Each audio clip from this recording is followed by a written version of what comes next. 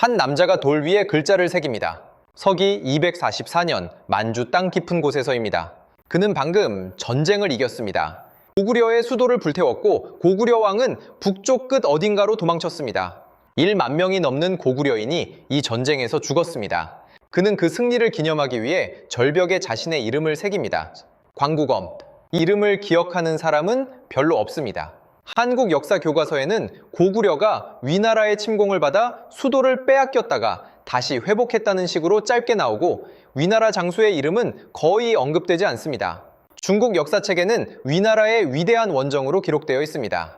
그런데 진짜 이야기는 훨씬 더 복잡합니다. 관구검이 고구려를 침공한 건 단순한 영토 전쟁이 아니었습니다. 그 배후에는 위나라 내부의 권력 투쟁이 있었고 황제의 명령보다 더 강한 누군가의 의지가 있었습니다. 그리고 관구검 자신은 전쟁이 끝난 뒤 그 권력과 맞서다가 비극적인 최후를 맞았습니다. 왜 관구검은 고구려를 쳤을까요? 그는 정말로 이긴 걸까요? 그리고 절벽에 이름을 새기던 그 순간 그는 무엇을 예감하고 있었을까요? 3세기 초반으로 가야 합니다. 서기 220년 후한이 무너집니다. 400년을 이어온 한 나라가 사라지고 중국 대륙은 세 개의 나라로 쪼개집니다. 우리가 삼국지라고 부르는 그 시대입니다. 그중 가장 강한 나라는 위나라였습니다. 화북지방 전체를 장악했고 인구도 가장 많았습니다. 창업자는 조조의 아들 조비였습니다. 조조가 직접 황제가 되지는 않았지만 그의 아들 조비가 황제에 올라 위나라를 세웠습니다. 근데 이 나라에는 처음부터 이상한 균형이 있었습니다. 실제로 나라를 운영하는 건 사마씨 가문이었습니다. 사마이라는 인물이 위나라의 군사를 사실상 장악하고 있었고 황제 가문인 조씨는 점점 허울만 남아가고 있었습니다. 겉으로는 황제가 다스리는 나라였지만 안으로는 사마씨가 실권을 쥐고 있었습니다. 이 갈등이 나중에 고구려 전쟁과 직결됩니다. 관구검이 등장하는 건 이 무렵입니다. 그는 광우씨라는 성을 가진 위나라의 무장이었는데 237년 무렵에 유주자사로 부임합니다. 유주는 지금의 베이징 근방 만주와 접한 지역입니다. 고구려와 가장 가까운 위나라의 국경선이었습니다. 관구검이 부임했을 때 이 지역의 상황은 복잡하게 꼬여 있었습니다. 요동에는 공손씨라는 세력이 독립적으로 버티고 있었습니다. 공손씨는 후한이 혼란에 빠진 틈을 타 요동 지방을 독점하다시피 지배하고 있었고 위나라도 오나라도 완전히 복종하지 않는 독자 세력이었습니다. 이 공손씨가 고구려와 국경을 맞대고 있었고 때로는 협력하고 때로는 충돌하는 관계였습니다. 고구려는 이 시기 어떤 나라였을까요? 서기 197년 고구려에는 산상광이 즉위합니다. 이 왕은 고구려를 한 단계 더 발전시키기 위해 수도를 옮기고 체제를 정비합니다. 그의 아들 동천왕이 서기 227년에 즉위하는데 바로 이 동천왕이 관구검과 맞닥뜨리게 되는 인물입니다. 동천왕 시대의 고구려는 상당히 강력한 나라였습니다. 고구려는 요동의 공손씨와 오랜 악연이 있었습니다. 공손씨는 고구려에 압박을 가해왔고 고구려는 이에 맞서 산발적인 충돌을 이어왔습니다. 동천왕은 이 상황을 역이용하려 합니다. 248년 위나라의 사마이가 마침내 공손씨를 공격합니다. 수십 년간 독자 세력으로 버텨온 공소년이 사마이에게 패배하고 처형됩니다. 요동이 위나라의 손에 넘어갑니다. 동천왕은 이 전쟁에서 위나라 편을 들었습니다.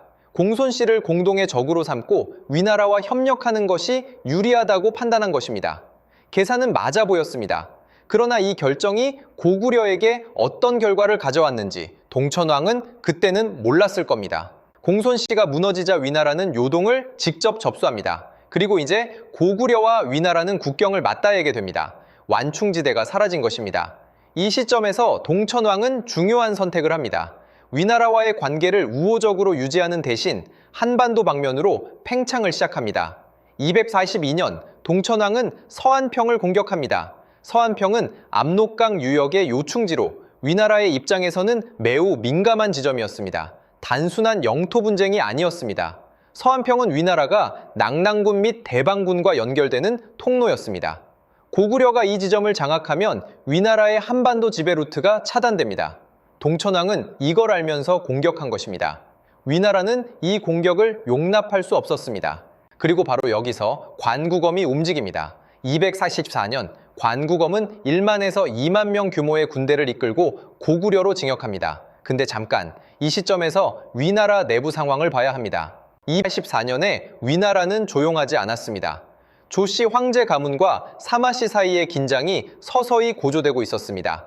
황제 조방은 어린아이였고 실권은 조상이라는 황족과 사마의 사이에서 아슬아슬하게 갈려 있었습니다. 조상이 황족이지만 실권을 가진 듯 보이는 상황, 사마이는 겉으로는 물러난 듯하지만 실제로는 기회를 노리고 있었습니다. 244년 봄 관구검의 군대가 고구려 국경을 넘습니다. 동천왕도 가만히 있지 않았습니다. 고구려군은 비류수에서 관구검과 첫 번째로 맞닥뜨립니다. 비류수는 지금의 홍항 유역으로 알려져 있습니다. 여기서 고구려군이 먼저 공세를 취했습니다. 초반에는 고구려가 유리했습니다. 지형을 아는 쪽이었고 병력도 적지 않았습니다. 동천왕은 직접 기마부대를 이끌고 위나라군과 싸웠습니다. 그러나 결과는 처참했습니다. 위나라군의 훈련도와 장비, 그리고 전술이 달랐습니다. 관구검은 방진을 이용해 고구려 기마대의 돌격을 흡수하고 측면을 찔렀습니다. 고구려군이 무너지기 시작했습니다. 동천왕은 퇴각합니다. 수도 환도성으로 후퇴하면서 방어선을 구축하려 했습니다. 하지만 관구검은 멈추지 않았습니다. 환도성이 함락됩니다. 서기 244년 가을 고구려의 수도가 위나라 군대에게 점령당했습니다. 동천왕은 성을 버리고 달아납니다. 동옥저 방향으로 지금의 함경남도 근방 해안가까지 도망쳤다는 기록이 있습니다. 왕이 나라의 변방 끝까지 쫓기는 처지가 된 것입니다. 그게 전부가 아니었습니다. 관구검은 환도성을 불태웠습니다. 단순한 점령이 아니었습니다. 고구려의 수도를 완전히 파괴하는 것이 목적이었습니다. 도성 안의 궁궐이 불탔고 주민들이 살육당했습니다. 삼국지 위서 동이전에는 이 전쟁에서 수천, 어떤 기록에는 수만 명이 죽었다고 나옵니다. 관구검은 부하 장수 왕기를 보내 도망친 동천왕을 끝까지 추격합니다. 왕기의 추격 때는 동천왕을 해안 근방까지 몰아붙입니다. 기록에 따르면 동천왕의 신하들이 왕을 지키다가 하나씩 죽어나갔습니다. 미루라는 신하가 혼자 남아 위나라 추격대를 막다가 전사했습니다. 유유라는 신하는 음식을 바치는 척 위나라 장군 진영에 들어가 칼을 찔렀습니다. 자결에 가까운 방식으로 추격을 늦춘 것입니다. 이 이름들을 기억해야 합니다. 미루와 유유, 왕이 도망치는 동안 죽어간 신하들, 그들이 없었다면 동천왕은 붙잡혔을 겁니다. 왕기의 추격대는 결국 동천왕을 잡는 데 실패하고 돌아갑니다. 너무 깊은 곳까지 들어갔고 보급이 한계에 달했습니다. 관구검도 오래 머물 수 없었습니다. 위나라에도 다른 전선이 있었고 만주 깊은 곳에 병력을 영구적으로 주둔시키는 것은 불가능했습니다. 관구검은 철수합니다. 그리고 철수하기 전에 그 절벽에 글자를 새깁니다. 관구검기공비, 위나라 황제의 명을 받아 고구려를 정벌하고 그 왕도를 함락시키고 이 땅에 위나라의 위세를 떨쳤다. 이 비석이 1904년 만주 지반 지역에서 발견됩니다. 지금으로부터 불과 120여 년 전의 일입니다. 1960여 년간 땅 속에 묻혀있던 돌이 세상에 나온 것입니다. 이 비석이 발견되면서 관구검의 원정이 단순한 전설이 아니라 실제 역사였음이 확인됩니다. 그리고 비석의 내용을 분석하면서 학자들은 흥미로운 사실들을 발견합니다. 비석에는 이 원정에 참여한 위나라 관리들의 이름이 상당히 상세하게 새겨져 있었습니다. 전형적인 군공 기록입니다. 관구검 혼자의 공이 아니라 여러 장수들의 이름을 함께 새겨 원정의 정당성을 기록으로 남기려 했습니다. 왜 기록을 이렇게 꼼꼼히 남겼을까요?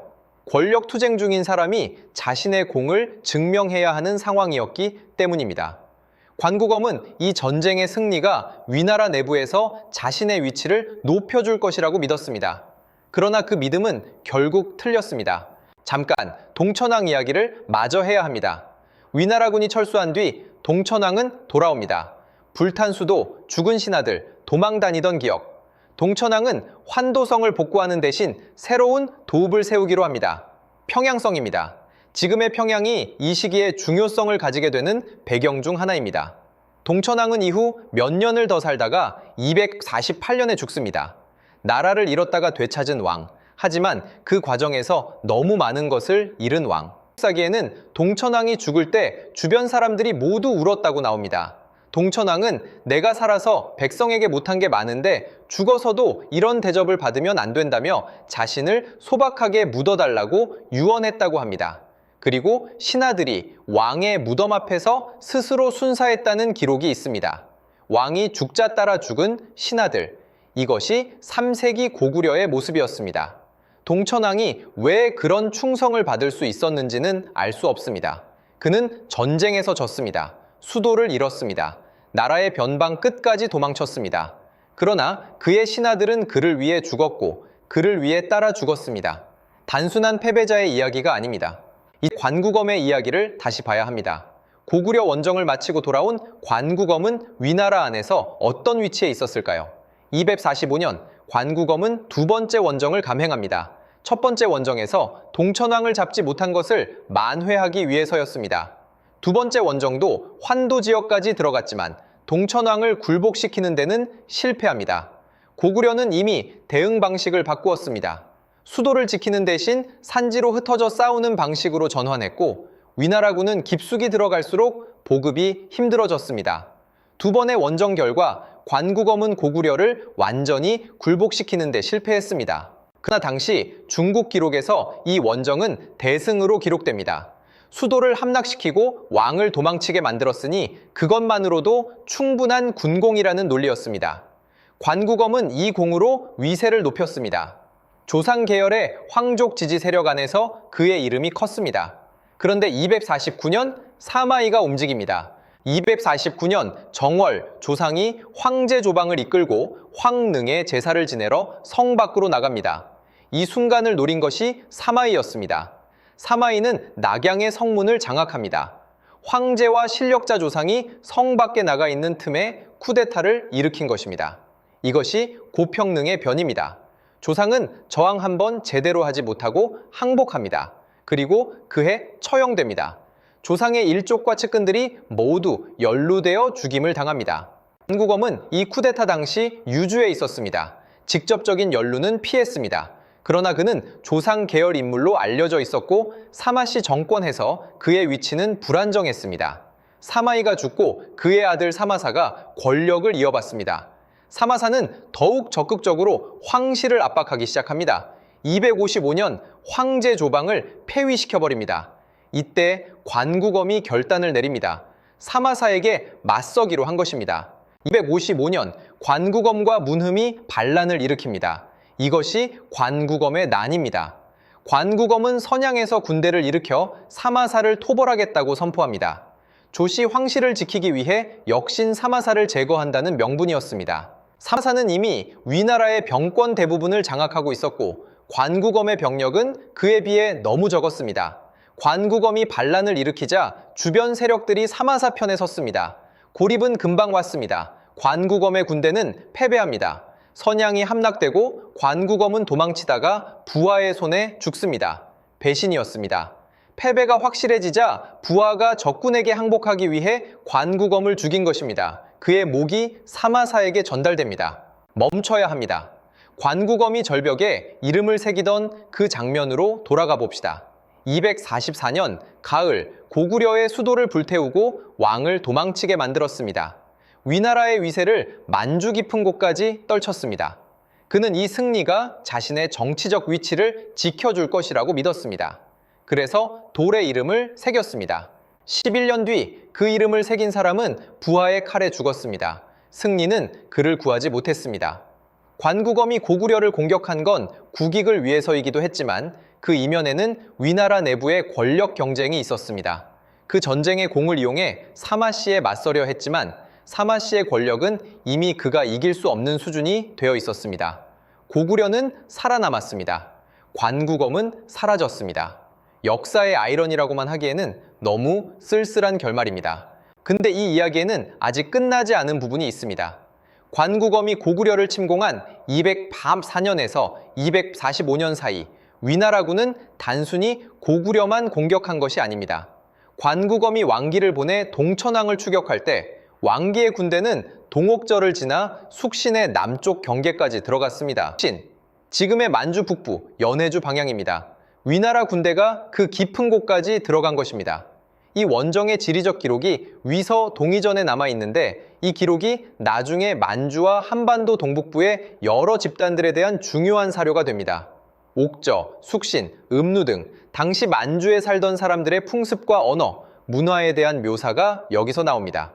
관구검의 원정은 의도치 않게 3세기 동북아시아의 지리와 민족에 대한 가장 귀중한 기록 중 하나를 남겼습니다. 전쟁터가 역사의 기록 장소가 된 것입니다. 고구려 입장에서 이 전쟁의 의미는 무엇이었을까요? 표면적으로 고구려는 패배했습니다. 수도를 잃었습니다. 왕이 도망쳤습니다. 수천 명이 죽었습니다. 그러나 나라는 살아남았습니다. 이것은 작은 사실이 아닙니다. 당시 위나라에게 정벌당한 나라들 중 상당수는 그냥 사라졌습니다. 공손씨의 요동 세력은 238년에 사마의에게 완전히 격파되어 영구히 소멸했습니다. 다른 변경 세력들도 마찬가지였습니다. 고구려만 살아남았습니다. 왜? 몇 가지 이유가 있습니다. 관구검은 고구려를 완전히 병합할 의도가 없었습니다. 군사적으로 응징하고 세력을 약화시키는 것이 목표였습니다. 영구적인 점령은 보급과 병력 유지 측면에서 불가능했습니다. 위나라의 주전선은 남쪽, 오나라와 총나라 방향이었습니다. 그리고 고구려의 지형이 달랐습니다. 산악 지형에 익숙한 고구려인들은 평지에서 지면 산으로 들어갔습니다. 수도를 잃어도 나라가 끝나는 구조가 아니었습니다. 동천왕이 도망친 것도 냉정하게 보면 나라를 살린 선택이었습니다. 왕이 잡히면 나라가 끝납니다. 도망치면 언젠가 돌아올 수 있습니다. 이 전쟁 이후 고구려는 어떻게 됐을까요? 동천왕이 죽고 중천왕이 즉위합니다. 중천왕은 손상된 고구려를 재건합니다. 새 수도 평양성을 다시 발전시키고 군사력을 회복합니다. 그리고 약 50년 뒤 고구려는 방역을 시작합니다. 서진이 내부 분열로 혼란에 빠지는 틈을 타 고구려는 낙랑군과 대방군을 차례로 공격합니다. 313년 낙랑군이 무너집니다. 314년 대방군이 사라집니다. 400년 넘게 한반도 북부에 버티던 한나라의 유산이 고구려의 손에 지워진 것입니다. 관구검이 고구려의 수도를 불태운 지 70년도 차에 되지 않아 고구려는 오히려 더 강해져서 위나라가 지배하던 땅을 빼앗아 버렸습니다. 234년의 패배가 결국 고구려를 한반도의 주인으로 만든 과정의 일부였던 것입니다. 관구검기 공비 이야기로 잠깐 돌아가야 합니다. 1904년 만주 지방 지역에서 발견된 이 비석은 이후 어떻게 됐을까요? 비석은 발견 당시 이미 여러 조각으로 깨져 있었습니다. 일부 조각은 유실되었고 남아있는 조각들은 여러 곳에 흩어졌습니다. 현재 일부는 중국에, 일부는 일본에, 일부는 한국의 연구자들이 탁본으로 기록해 두었습니다. 비석 하나가 이렇게 여러 나라로 흩어진 것 자체가 이 역사가 어느 한 나라만의 것이 아니라는 것을 보여줍니다. 관구검기 공비는 현재도 완전한 형태로 존재하지 않습니다. 1660여 년간 땅 속에 있다가 나온 돌은 세상에 나온 뒤에도 완전하지 않습니다. 어쩌면 역사라는 것이 원래 그런 것인지도 모릅니다. 언제나 어딘가 조각이 빠져 있는 것. 이제 관구검이라는 인물을 어떻게 봐야 할까요? 중국의 역사 기록에서 그는 위나라의 충실한 장수이자 황실을 지키려다 죽은 비운의 인물로 나옵니다. 고구려 정벌의 공신이기도 하고 사마씨에 맞선 의인이기도 한 복잡한 존재입니다. 한국의 역사 기록과 인식에서 그는 고구려를 침략해 수도를 불태운 적장입니다. 관구검은 자신의 나라를 위해 싸웠고 자신의 정치적 위치를 위해 싸웠고 자신이 옳다고 생각하는 편을 위해 마지막에 반란을 일으켰습니다. 그리고 졌습니다. 그가 새긴 비석은 1660년이 지나서야 발견됐고 지금도 조각난 채로 여러 곳에 흩어져 있습니다. 동천왕이 도망치다가 지킨 나라는 70년 뒤에 오히려 더 강해져서 위나라의 후신들이 지배하던 땅을 집어삼켰습니다. 전쟁에서 이긴 쪽이 역사에서도 이긴다고 우리는 쉽게 생각합니다. 그러나 244년의 이야기는 그게 아닐 수 있다는 것을 보여줍니다. 마지막으로 하나만 더, 미루와 유유를 기억합시다. 왕이 도망치는 동안 혼자 남아 적군을 막다가 죽은 신하, 적장의 밥상에 독을 품고 들어가 칼을 찌른 신하, 삼국사기는 이 두 사람의 이름을 기록했습니다. 그러나 그 이름을 아는 사람은 많지 않습니다. 역사는 왕의 이름을 기억합니다. 장수의 이름을 기억합니다. 비석을 새긴 사람의 이름을 기억합니다. 그러나 정작 그 순간을 만들어낸 것은 이름도 잘 기억되지 않는 사람들의 선택이었는지도 모릅니다. 관구검이 비석에 새긴 것은 자신의 이름이었습니다. 그러나 고구려가 살아남은 것은 비석에 이름이 없는 사람들 덕분이었습니다. 그 나라가 살아남아 결국 낭랑을 집어삼키고 광개토대왕을 낳고 만주를 호령하게 된다는 것을 알면서 다시 284년에 불타는 환도성을 봅니다. 불길 속에서 도망치는 동천왕을 봅니다. 그는 그때 무엇을 생각했을까요? 자신의 나라가 70년 뒤에 이렇게 될 것을 그는 상상이나 할 수 있었을까요?